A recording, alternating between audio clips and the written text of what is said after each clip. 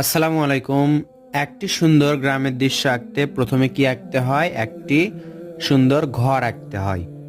কিভাবে ঘর আঁকতে হয় দেখুন, এখান থেকে এখানে একটি ত্রিভুজের মতো করে তারপর এই দাগটা ডাবল করে দিতে হয়, তারপর এটার সাথে এটা লাগাই দিতে হয়। এরপর এখান থেকে একটু বাড়াই দিয়ে এটা নিচের দিকে নিয়ে এসে এটা মেলাই দিলেই ঘরের চালা হয়। এরপর নিচের থেকে এভাবে সোজা দাগ, এরপর এখান থেকে একটি সোজা দাগ, এখান থেকে একটি সোজা দাগ, তারপর এটা মেলাই দিয়ে এটার সাথে এটা মেলাই দিলেই সুন্দর একটি ঘর হয়ে যায়। ঘরে একটি সুন্দর জানালা থাকে, সেই জানালা দিতে হয়। এরপর কি করতে হয়, এই পাশে আরেকটি দরজা আঁকতে হয়। তারপর এটা দিলে আপনারা দিতে পারেন অথবা নাও দিতে পারেন। এভাবে সুন্দর একটি ঘর হয়। এরপর গ্রামের দৃশ্যে কি আঁকতে হয়?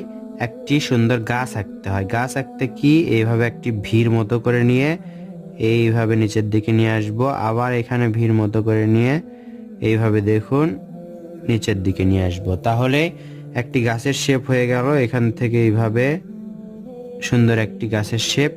এরপর এখান থেকে গোল গোল করে এভাবে ঘুরে দিয়ে সুন্দর একটি গাছ আঁকতে হয়। গাছটা এভাবেই সুন্দর করতে হবে। এরপর এখান থেকে এভাবে আবার আমরা এখান থেকে একটু করে ফেলবো, আবার উপরে দেখুন একই রকম করে আবার এখান থেকে একটু বড় করতে পারি, আবার এর উপর দিতে পারি, তাহলে কিন্তু আরো বড় হয়ে যাবে গাছটা।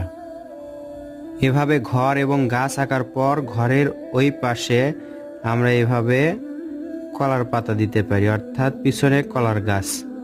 এইভাবে সহজে আমরা কলার গাছ আঁকতে পারি। আবার এখান থেকে এইভাবে দেখুন সহজে আঁকছি আমি, এই তো দেখুন। এরপর পেন্সিলটা আমরা ঠিক এভাবে এখানে ধরবো, ধরে দেখুন এইভাবেই সোজা নিয়ে আসবো, একটু বাঁকা করব, বাঁকা করে দেখুন এইভাবে। তারপর এখান থেকে আবার এভাবে, এখান থেকে এইভাবে, এখান থেকে এইভাবে। এটা হচ্ছে নদীর পার। সুন্দরভাবে নদীর পার আমরা আঁকলাম। এটা একটু ডাবল করে দিলে কিন্তু আরো সুন্দর হবে, পাড়টা স্পষ্টভাবে বোঝা যাবে।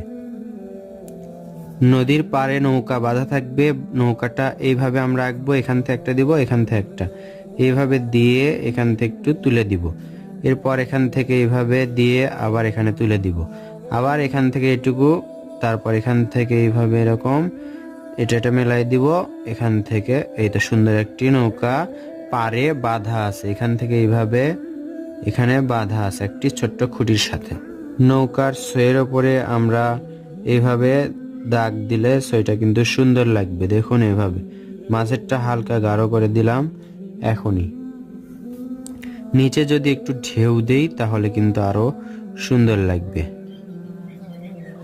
3 মিনিট অলরেডি পার হয়ে যাচ্ছে। আপনারা দেখতে পাচ্ছেন অল্প সময়ের মধ্যে কত সুন্দর একটি গ্রামের দৃশ্য আঁকছি, তা আবার নদী সহ গ্রামের দৃশ্য।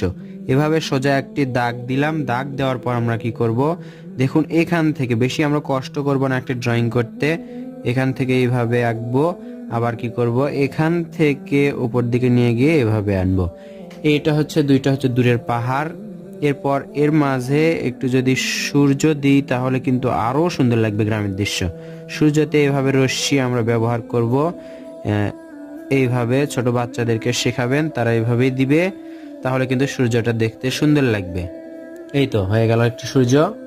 আপনারা দেখছেন এবং দেখতে পারলেন, সময়টা একটু ভালোভাবে খেয়াল করুন। 4 মিনিটের মধ্যে সুন্দর একটি গ্রামের দৃশ্য আঁকা সম্ভব হলো, তা আবার নদী সহ গ্রামের দৃশ্য।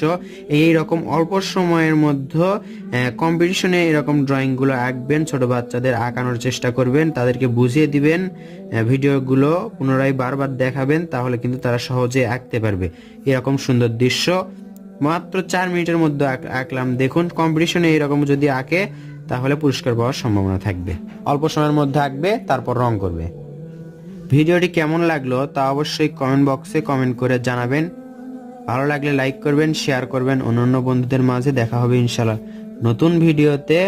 আবার রংধনু আর্ট অ্যান্ড ড্রয়িং চ্যানেলটি অন্যদের মাঝে শেয়ার করবেন। ধন্যবাদ সবাইকে, আবারও ধন্যবাদ। আসসালামু আলাইকুম।